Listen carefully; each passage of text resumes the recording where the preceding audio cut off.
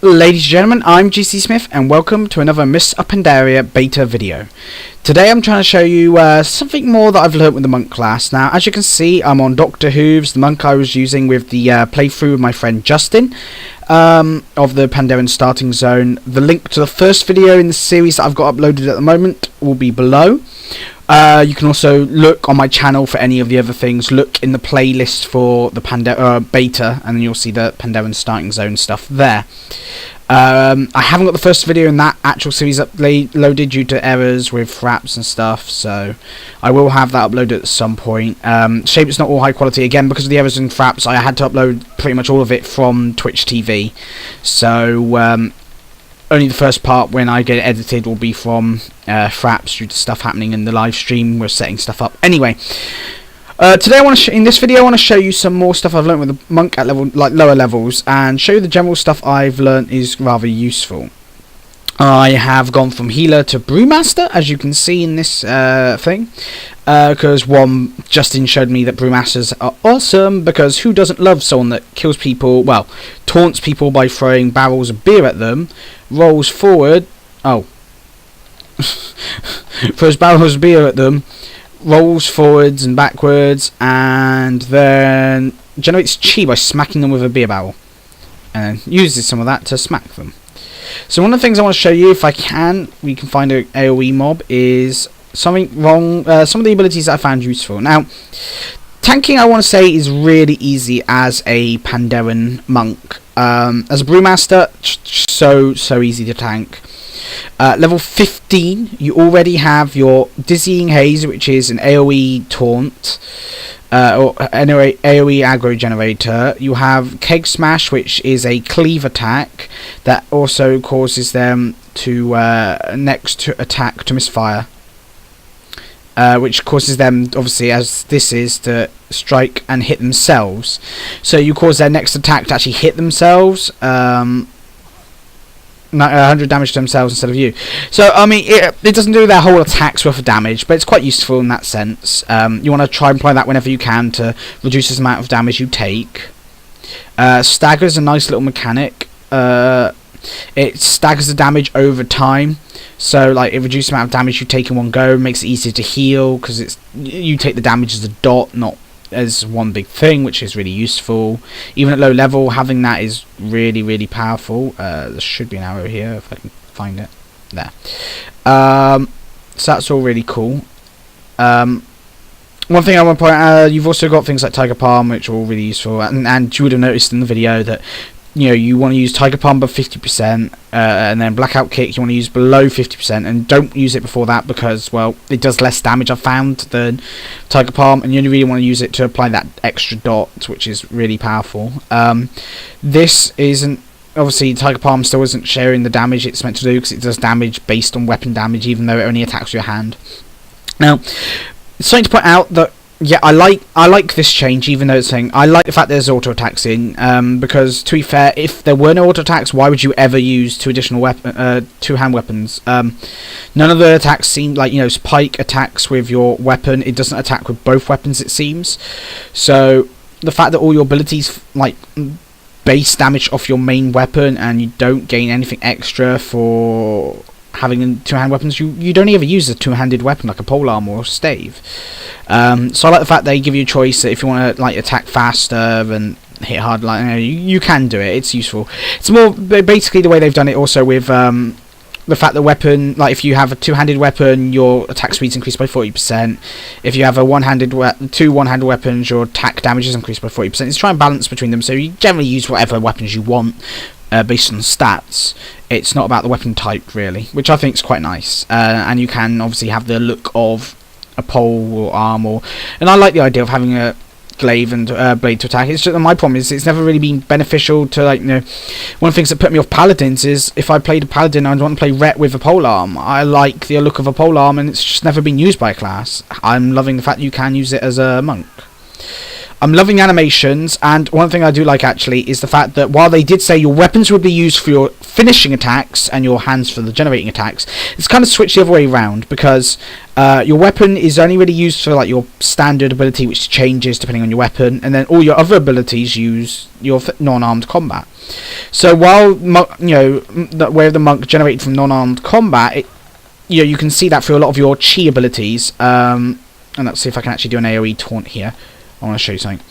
Now, one of the things you can see in my ability bar here is Flame of Breath that says it does damage to your target multiplied by the stacks of Dizzying Haze.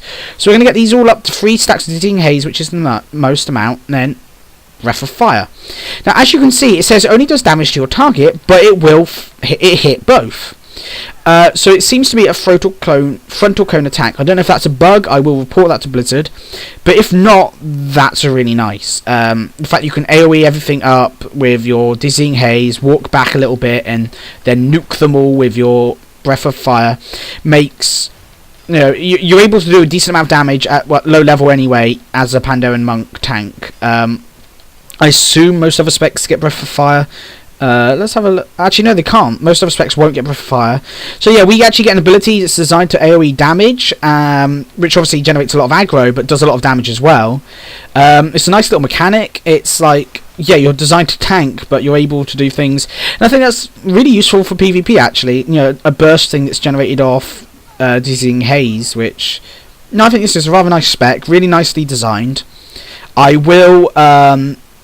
obviously do more videos when I get more footage and I try out the other roles a bit more, but tanking I'm looking forward to. I did tank Rage Fire Chasm, and it's just so easy to hold aggro, and the only time I died was when I rolled off a platform. Roll goes ridiculously far. It seems to go a lot further than, say, Blink does. So that's an issue I will comment on. Yeah, it's not as useful in Blink in some cases. You can't roll. You can't. When you're falling as a mage, you can blink and remove all full damage. Whereas that doesn't work as a monk. It just basically you roll in midair, then land and die. So, well, you don't die if you're Panderan because you take half damage, but from falling. But my point is there. There's a lot of tools a Pandaran monk has. Flip it, right, look at this level, right?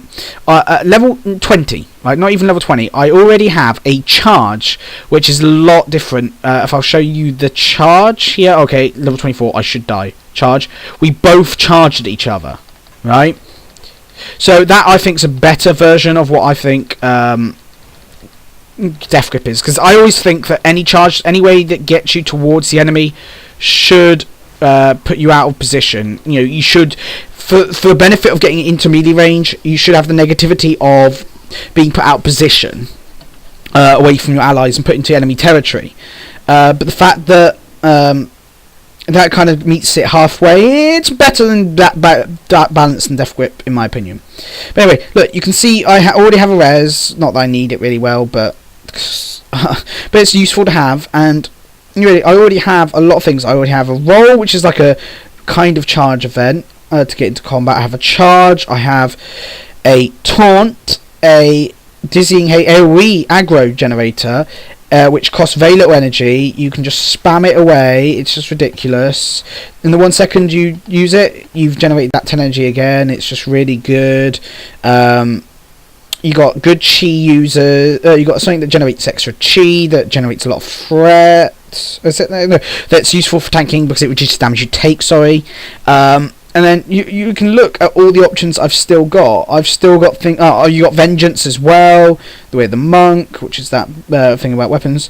You do get tools that aren't tankly related. You get Detox. You get Touch of Death at level 22. That's going to be really good. A 1.5 minute cooldown. That's such a short cooldown for what it is. You get level 24, you get a brew that increases your health by 100%, but absorbs all healing taken while active. After fortifying brew health. So that's kind of if you need that's the kind of thing you need if you need health all of a sudden on bosses. Imagine old Traxxon, you need to be taking the Twilight Blast thing, the Twilight Nightmare or our Twilight thing he does. That's useful. Level 26, you get Guard, you get Expel Harm, you get a instant 15-second cooldown heal, and does damage as well. That's quite a nice tank cooldown. You get Guard, which is another nice tank cooldown. it's like a bubble, and it increases your healing. You get these Legacy Emperor is like it's a stat buff, so that's like getting that's effectively a better version of a buff, because that's like Arcane Brilliance but better. You got Interrupt to is that so with movement, reducing the movement speed by 25%, sex 2 times, with a third time. They would be rooted 3 seconds in PvP. You got another dodge brew. I don't know how brews will work, or they share cooldown with each other, because if not, these brews are rather useful. You got healing spheres, AoE attack that slows. That's really useful. Keeping AoE aggro, although you don't need it. You got that, so that may be just for you got paralysis, it's an incapacitate. If done from behind, the duration is doubled. Only one target can get paralysis at any time. If they say, oh, so that's that's you go behind them and stun them for a minute. If they're that's rather cool. So that's like I've got a tank roll behind stun. That's useful. I mean, that is something that I reckon every spec will have. That's more for the damaging dealing monks or to be of any use as a tank, but it's still nice to have tools there that you can see you have if you can find some way to use them. The harm is a way to help all your allies. Now this is a really nice thing. It grapples the enemy's weapons and shield, returning them to you, and depending on the quality of the weapon, your damage done, healing done, and damage reduction may be increased. So if you take a shield and that, like, if you take their weapon and they're like got full like epic weapons that are better than your stuff, you increase your stats or something for a short period. I don't know how long it increases them for, but that's amazing. That might be like, that's just awesome little spell. This is awesome. Actually, I used you might have seen it in my other video, unlimited power. That these are all awesome. And you got like shuffle, next melee attacks be staggered. That's guaranteed staggering, which mastery is really nice. I mean, tanking, it's just amazing amount of tools you get as a Panderan tank. It's just, I've never tanked really before, ever. I've tried it and never enjoyed it, but I'm going to love this. I've got amount of tools. I mean, if you look, you can definitely tell there'll be a difference between skilled Panderan monk, skilled Panderan brewmaster tanks and unskilled Panderan tanks, because the skilled one will be able to, use you to keep aggro, which everyone should be able to do. Just spam this and you should be able to keep aggro. On AoE packs especially, but you just spam that and you just keep aggro. You don't need to do anything. But if you're doing that, you're not using your energy and chi and your global cooldown for anything else. You're not using it for other abilities. You can see I got my cleanse and I can go and get a horse. So I'm going to go back and get a horse now while I can. Have I got money? Yes, I have. I need to go get a horse. So as you can see, you already come with all the tools you need. But you'll be able to easily get all the tools you need. There's plenty of tools, loads of different tools for different purposes, and it suits different playstyles, I guess. You can choose. You got so many survivability cooldowns. I don't know if any of them will share cooldowns, or whether you just pop them all at once and just be invulnerable. But it's ridiculous. Like, you can combine stagger with an ability that makes you take 99% damage. You've got Ox things to go with an Ox statue. It's just. So level 91, Transcendent, your spirit.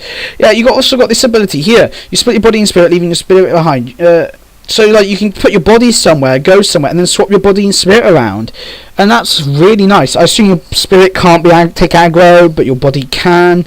That'll be rather nice ability for battlegrounds and PvP and PvE. Will have benefits because like you can use it to go and pick up a mob or something. I don't know.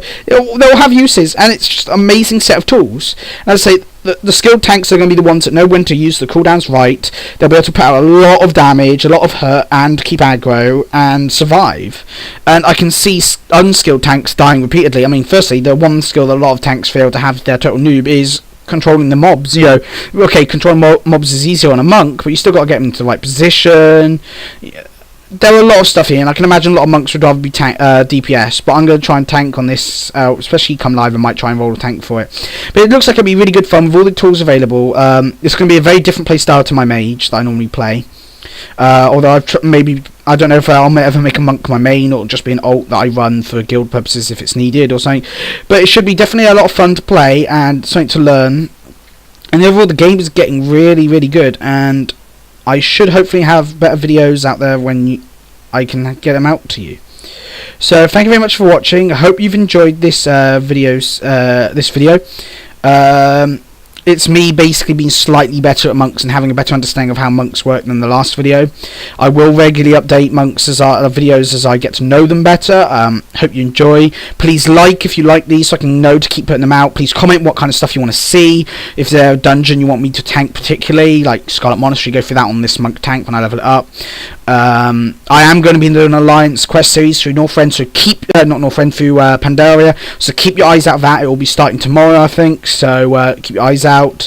I will also be doing some mage information. There is a lot of nice stuff. Like, I just love the fact that all mages get deep freeze now. But anyway, keep your eyes peeled. Subscribe if you like and want to see more stuff. Make sure you're subscribed because you'll get all the videos sooner. And you support me directly. Thank you very much for watching. Hope you've enjoyed this. Me and Justin will be questing together for the Alliance stuff. And so we will maybe do Horde stuff if we get time in the beta. But again, amount of time I'm able to dedicate to this, depending on how much you guys actually want to see the content. I've got exams, revision and stuff. But I will be. The exams are happening soon, but the exams will be over soon as well. So just make sure you do your best. If you want to see these videos, do what you can to try and make sure that I know you want these videos. So thank you very much for watching. I will see you next time.